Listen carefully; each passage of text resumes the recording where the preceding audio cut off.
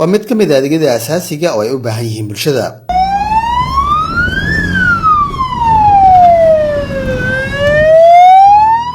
halkan waa xarunta dhexe ee waaxda dabdamiska ee gobolka Banaadir. xaruntan ayaa shaqadeedu tahay ka hortagga khatar kasta oo ka dhalan karta dib kacay. balaarin ayaa lagu sameeyay adeegan gurmadka degdega ee caasimadda Muqdisho.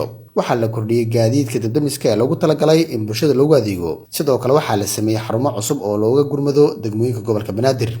Somali Cable TV ayaa u koorgalay qorshaha cusub ee waaxda gurmadka degdega ee la xiriira adeegga bulshada. gobolka Banaadir ayaa iminka soo kordhiyay qorsho ay ku wada xiriiri karaan bulshada u baahan adeegga dabdamiska iyo waaxdaasi. waxaana la soo bandhigay nambar gaaban oo laga xiriiri karo xarunta cusub ee gurmadka degdega ee laga hirgeliyay degmada Wadajir. Cabdiqani Maxamed Daloole agaasimaha waaxda gurmadka degdega ee gobolka Banaadir oo aan kula kulmay xarunta dhexe ee waaxdaasi ee Egwatoto ayaa ka sheekeeyay adeegga bulshada u hayaan. dhammaan 17 degmo ee gobolka Banaadir waxaan ugu gurmanay si isku mid ah runtii gurmadka aan sameeynahay uma fiirino fogaanshaha uma fiirino dhawaanshaha anytime oo la soo waco ama emergency call aan helo waxaan mar walba diyaar u nahay inaan u jawaabno sida ugu dhaqsiyaha badan waliba iyadoo ay jiraan laga yaabo in magaranaysaa meelaha qaar kolol anaga soo gaaraan degmooyinka fogfog inaan ku tagno sida ugu dhaqsiyaha badan alxamdulillah waxa ilaahay mahadiis ah in gobolka Banaadir maanta 3 xarumood oo diyaar ah oo gaadiidkii iyo shaqaalihii intaba ay heegan ku jiraan in aan ka hirgelinay waxa jirtay in dhammaan 17 degmo looga gurman jiray halkan xarun Egwatoto oo ah xarunta ugu weyn hadda oo shaqaalaha ugu badan iyo gaadiidka ugu badan ay yaalaan laakiin fadliga ilaahay waxa noo suurta gashay dadaal badan iyo juhdi badan aan ku bixinay oo ku mahadsan yahay gudoomiyaha gobolka mudane Cabdiraxmaan Cumar Cismaan Yariisow oo runtii dadaal dheer ku baxshay in gobolka Banaadir shacabka ku nool ay helaan gargaar ku filan.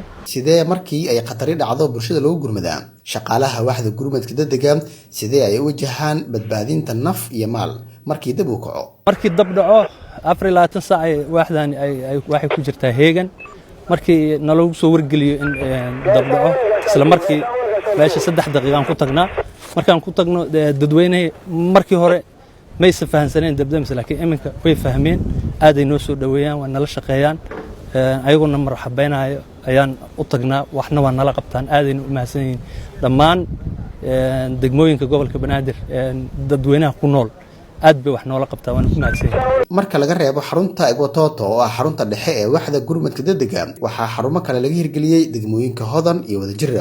sidoo kale waxaa la soo bandhigay nambar gaaban oo laga xiriiri karo xarunta Wadajir. xarumaha kalena iminka ayaa loo diyaarinayaa. agaasime Cabdiqani ayaa qorshahaasi ka hadlay. hadda emergency call uu soo gaaro siyaabo kala duwan ayaan ula soo baalka uga jawaabnaa ay bulshadu nala soo xiriirtaa. waxaa jirta degmooyinka oo wada shaqeyn leenahay mas'uuliyiinta ka shaqeeya degmooyinka waxaa jirta line gaaban oo hadda degmooyinka qaar aan ka hirgelinay mid guud oo line guud aan rabnay inaan isaga sidoo kale hadda hirgelino oo 997 ah waxa hadda noo shaqeynay 2085 xarunta Wadajir oo aan u diyaarinay dhammaan magaranaysaa degmooyinka aan ugu talagalay inay xaruntaasi u gurmato ilaa 4 degmo ah in ay ka soo wici karaan line-kaas gaaban 2085 sidoo kale Hodan ayaan sidoo kale u diyaarinaynaa line hadda iyo xarunta weyn Egwatoto headquarter-ka ah oo ayaduna aan rabnay line guud oo dhammaan emergency guud ah asagan inaan sidoo kale aan ka hirgelino oo 997 ah hawadan soo gelin doonaa marka bulshadana waa la wadaagi doonaa markaan hawada soo gelin. bulshada ku dhaqan Muqdisho ayaa su'aalo iska weydiiya sababta aan inta badan looga hortagin khasaaraha ka dhasha dabka ka kaca suuqa Bakaaraha oo horaantii sanadkan dabkii kacay khasaare baan ku reebay ganacsatada. maxaa hortaagan in degmada Howlwadaag ay yeelato xarun gurmad degdeg si loo baajiyo khasaaro dab ka dhasha. agaasime Cabdiqani ayaa sababta ka hadlay.